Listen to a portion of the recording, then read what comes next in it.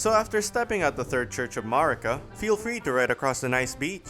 Then go face to face with Mr. Krabs. After killing Mr. Krabs, ride into the forest and follow the road down south toward the brown mark on your map. If you keep going down the road, you'll see this street lamp that looks like a candlestick. Interacting with it will spawn a ghost that will constantly walk down the road. You can follow this dude while appreciating the local wildlife, and you'll also pass by this brown mark I mentioned earlier, which is also a map for the Mistwoods. You'll also see this bear scratching a tree with an item under him. You can grab the item without bothering him by just sneaking. Moving forward up the road, you'll see a detour up a hill which leads to another scarab. This one drops the ground pound, Ash of War. Nothing beats a ground pound. Going further up the hill will lead you to a minor Erd tree, which has 2 tiers you could use for your wondrous physique.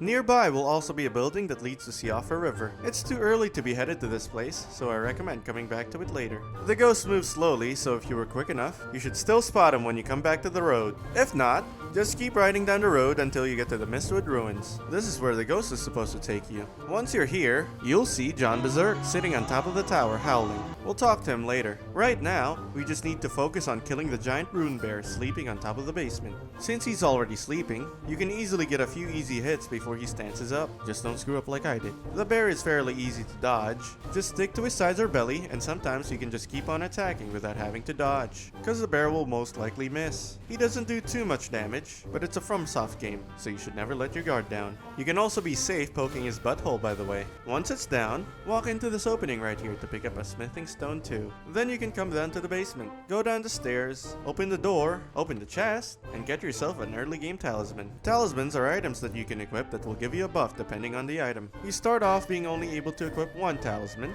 but you'll gain more slots up to 4 as you progress through the game. Once you're done with that, you can make your way towards the fort down south of Mistwood. On your way there, you'll see this shiny dev sign. It will tell you that something is open for business. Moving forward a bit, a merchant will welcome you as a dear customer. You can buy or sell anything you want, just make sure you don't end up broke. I'm hungry. Keep going towards the fort where you should see grass off to the right. Also, there's something important that I forgot to mention. After getting Torrent from Melina, you can make your way back to the church where you met Santa to meet Rana. And, I heard tell of a tarnished hurtling about atop a spectral steed.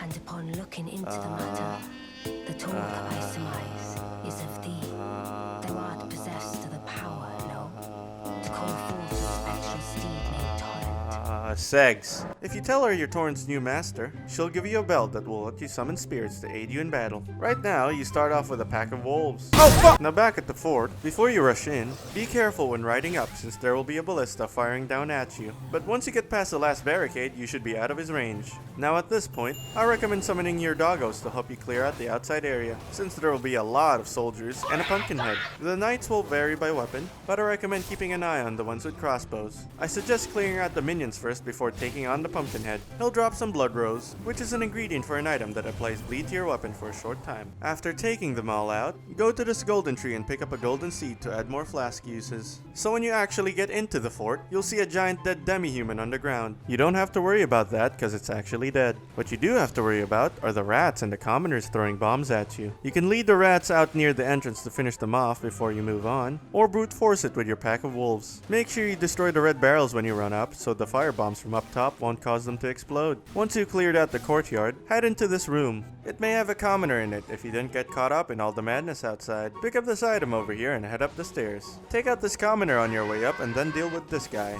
Afterwards, you'll be face to face with the captain you're supposed to kill. He's similar to the captain you fought in the ruins near the gate, but this one uses a great sword and has bloody slash. He should be fairly easy with the dogs, but if you don't have them with you, it's just a normal dodge and punish strat. Once you take him out, you'll then get the bloody slash. It's arguably the best Ash of War in the game. It's essentially a mini version of the Mortal Blade from Sekiro, but it causes bleed of course, and chunks bosses. It will also give you the option to enchant your weapon with bleed, which is really OP in Elden Ring, but not as busted as sorceries. After killing him, head up here to pick up an item that you will need much later in the game. After clearing out the fort, head back to Kenny over here. NPCs you met in Elden Ring is marked on your map. He'll thank you for clearing out his fort and will ask you to meet with him there. When you head back into the fort, you'll see a bunch of demi-humans. Just Summon your dogs and you can all maul them together, brutally. Kenneth will be where you killed the captain and is gonna be really sad because he just realized that he's a nobody. So he tells you that he'll find a worthier ruler to properly reward you. After that disappointment, you can go back to the Third Church of Marka so you can have some time alone with Melina. Or she'll ask you if you want some lore. After some exposition, you decide to head back to Limgrave to deal with some